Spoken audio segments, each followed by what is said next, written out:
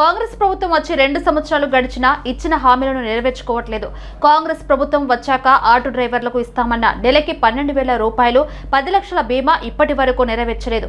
ఎంతో మంది auto driver road పాలు అవుతున్నారు, ఆత్మహత్యలు చేసుకుంటున్నారు. ప్రభుత్వం ఎందుకు స్పందించట్లేదు అంటున్న ఆటో డ్రైవర్లతో మా ప్రతినిధి భరత్ ఫేస్ టు ఫేస్.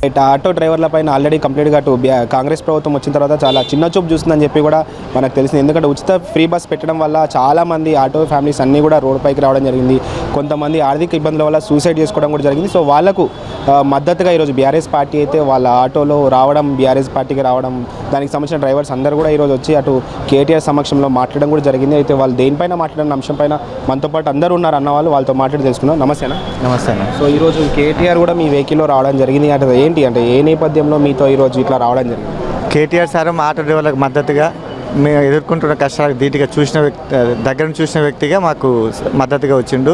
మీ కష్టాలు గతం ఇబ్బంది అయింది, ఇప్పుడు ఈ ప్రభుత్వం వచ్చిన తర్వాత మా ప్రాబ్లమ్స్ మొత్తం తెలుసుకొని ఆయన మీ ఇబ్బంది మొత్తం మేము తీరుస్తాం, మీకు అండగా మేము ఉంటాం, ఆత్మహత్య చేసుకోవద్దని చెప్పి భరోసా ఇచ్చిండు. అంటే చూసినట్టయితే అటు ఆత్మహత్యలు కూడా ఆటో డ్రైవర్లు చాలా వరకు చేసుకున్నట్టుగా అవుతుంది. దీనికి అంతా అంటే ఆర్థిక ఇబ్బందుల వల్లనే చేసుకోరా, లేకపోతే అంటే కంప్లీట్గా ఇటు ప్రభుత్వం వచ్చిన తర్వాత వాళ్ళకు ఒక అంటే ఏదైతే ఒక సోర్స్ అయితే ఉండేదో అది లేకుండా అయిపోయింది ఉచిత బస్సు వల్ల అని అంటున్నారు. అది నిజమేనా? ఎందుకంటే ఈ మధ్యన కొన్ని ఆన్లైన్ యాప్స్ కూడా రావడం జరిగింది కదా. అయితే ఆన్లైన్ యాప్స్ ఏమైందని అంటే మీటర్ రేటింగ్ ఇస్తలేరు వాళ్ళు, అది చాలా ప్రాబ్లం అయిపోయింది. ఈ ఫ్రీ బస్ పెట్టడం వల్ల ఆటో గిరాకీ లేకుండా అయిపోయింది. తర్వాత వచ్చేసి 2 వీలర్ బైక్స్ ఉన్నాయి కదా, వాటి వల్ల చాలా ఇబ్బంది అవుతుంది. రకరకాలుగా ఒక్క చోటని కాదు, మా అప్పుడు ప్రభుత్వం వీళ్ళ అధికారంలోకి వచ్చే కంటే ముందు 12,000 ఇస్తామని సంవత్సరానికి, అది 0 పెట్టిర్రు. సంక్షేమ బోర్డు ఇస్తామని చెప్పారు, అది 0 పెట్టిర్రు. ఈ మన గత ప్రభుత్వము అమలు చేసిన ఇన్సూరెన్స్కు కనీసం వీళ్ళు డబ్బులు కట్టి ఇన్సూరెన్స్ కంటిన్యూ చేయలేకపోతున్నారు. గతంలో కేసీఆర్ సార్ ఉన్నప్పుడు 5 లక్షల ప్రమాద బీమా ఉండేది డ్రైవర్లకు కానీ, హోంగార్డులకు కానీ, చాలామందికి ఎన్నో కుటుంబాలు బాగుపడ్డాయి. ఇటు కనీసం దాన్ని రెన్యువల్ చేసే పరిస్థితి లేదు. కనీసం పోయి చెప్పుకుందామంటే మొన్నటిదాకా కార్మిక శాఖకు మంత్రే లేడు. అంటే రేవంత్ రెడ్డి కొన్ని మాటలు అయితే అన్నాడు, అంటే కంప్లీట్గా ఆటోకి సంబంధించిన ఫ్యామిలీస్ అందరినీ కూడా మేము ఆదుకుంటాము, హక్కున చేర్చుకుంటాము అని చెప్పి తను కొన్నిసార్లు పలుమార్లు స్టేట్మెంట్ కూడా ఇవ్వడం జరిగింది. మీరు తన దృష్టికి వెళ్ళడం కానీ మీ ప్రాబ్లమ్స్ తనకు చెప్పడం కానీ ఏమైనా జరిగిందా? ఇక మీకు తెలియని విషయం ఏంటన్నా, ముఖ్యమంత్రి మమ్మల్ని వెళ్ళనిస్తారా? కలిసే అవకాశం ఉంటుందా? అది అవకాశం ఉండదు. ఆయన ఒట్టి పేపర్ న్యూస్లకు ఆ పూట మాటకు తప్ప, ప్రెస్ ముందు మాట్లాడడం తప్ప మీకు కనబడతలేదా గ్రౌండ్ లెవెల్ ఎంతవరకు నడుస్తుంది అనేది? వాళ్ళు ఉత్తమ మాటలే తప్ప చేతలు లేవు. రైట్ అన్న, మీరు చూసినట్టయితే అంటే కంప్లీట్గా ఇన్ని రోజులలో చూసినట్టయితే కంప్లీట్గా ఈ ఆన్లైన్ యాప్స్ వచ్చిన తర్వాత కూడా చాలా ఫ్యామిలీస్ రోడ్డు పైన పడుతున్నాయి అని చెప్పి అయితే చాలా వరకు తెలిసింది. దీనికి సంబంధించి సపరేట్ ఒక ట్యాక్సీ ప్లేట్లు కూడా అటు ఎవరైతే నడుపుతున్నారో వాళ్ళకి సపరేట్గా కేటాయించాలని చెప్పి కూడా చెప్పడం జరిగింది. అందులో ఏదైనా మీకు అమలు జరగడం లాంటివి, మీకు ఏమైనా మేలు జరగడం లాంటివి జరిగినాయా? ఇంతవరకు అలాంటివి ఏ మేలు జరగలేదు. ట్యాక్స్ ప్లేటు బైకులు ఉన్నాయి, ఓన్ ప్లేటు ట్యాక్స్ ప్లేట్గా నడుపుతున్నారు. మెయిన్ బైకులు బంద్ చేయాలి, ప్లస్ గవర్నమెంట్ నుండి ఒక యాప్ స్పెషల్గా తీసుకురావాలి. ఓలా, ఊబర్ ఇవి బంద్ చేయాలి. నంబర్ 1 ఇప్పుడు ఏంటంటే ఫ్రీ బస్ వల్ల చాలా ఇబ్బందులు పడ్డారు. ఫ్రీ బస్ వల్ల ఆటో కార్మికులు దాదాపుగా 161 మంది చనిపోయినారు. ఇప్పటికీ 161 మంది చనిపోయినారు. తెలంగాణ రాష్ట్రం మొత్తంలో ఇప్పటికీ అది లెక్క ప్రకారం, లెక్కలకు రానివి ఇంకా చాలా ఉండొచ్చు. 161 మంది ఇప్పటికి చనిపోయినారు. ఈ 161 మంది ఆత్మహత్యలకు గవర్నమెంట్ హత్యలుగా చూసుకోవాలి. వాళ్లకు ఎక్స్గ్రేషియా 10 లక్షల ఎక్స్గ్రేషియా ఇచ్చి ఆదుకోవాలి. అయితే ఖచ్చితంగా అయితే కంప్లీట్ ఇప్పుడు ఈరోజు మీరు కేటీఆర్ సమక్షంలో అయితే కలవడం జరిగింది. మీ ప్రాబ్లమ్ సంబంధించి కూడా ఎప్పుడైతే ఉచిత బస్సు పెట్టి అప్పటి నుంచి కూడా మీతో చర్చిస్తున్నట్టుగా తెలుస్తుంది. అంటే తను అప్పటి నుంచి కానీ ఇప్పటి వరకు కానీ మీకు ఎటువంటి హామీ ఇవ్వడం జరిగింది?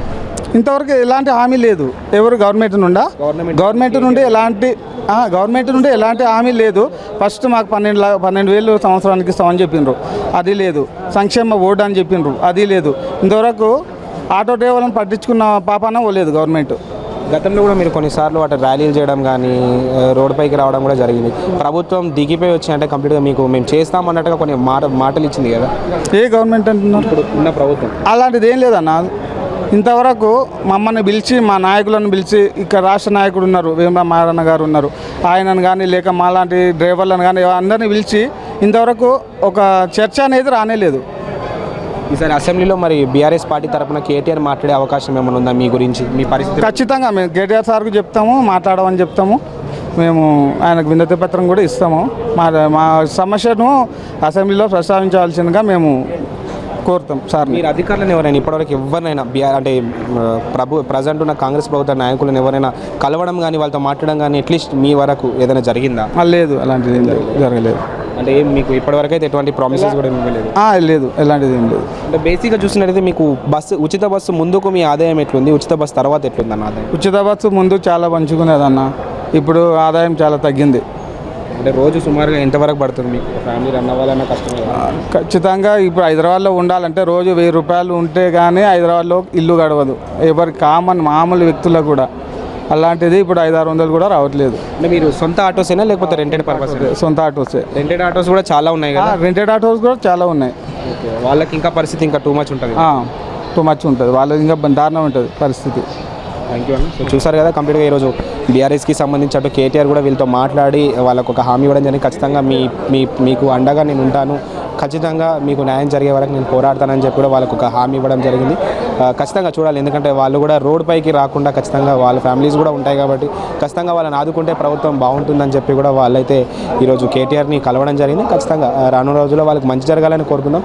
కెమెరామెన్ మణికంఠతో భరత్, జెట్ న్యూస్, హైదరాబాద్.